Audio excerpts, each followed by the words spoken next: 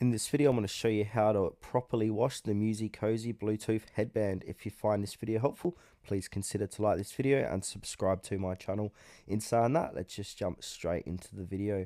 Alright, so to properly wash your Musicozy Bluetooth headband, it's essential to remove all the electronic components beforehand to prevent damage.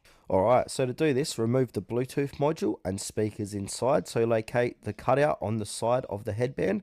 Gently slide out the Bluetooth module from this opening. Carefully pull the connector cables to extract both speakers from the same side. And then choose your washing method. So for a machine wash, place the fabric headband without electronics in a laundry bag and wash on a gentle cycle with cold water. For a hand wash, use mild detergent and cold water to gently clean the headband. Then from here, we need to go ahead and dry the headband. So air dry the headband completely and avoid using a tumble dryer or iron, as the high heat can damage the fabric. And then after that, you want to reassemble after drying. So ensure the headband is thoroughly dry before reinserting the Bluetooth module and speakers. You don't want it damp or wet because that can damage the module. And then reinsert the components carefully, aligning them with the original positions.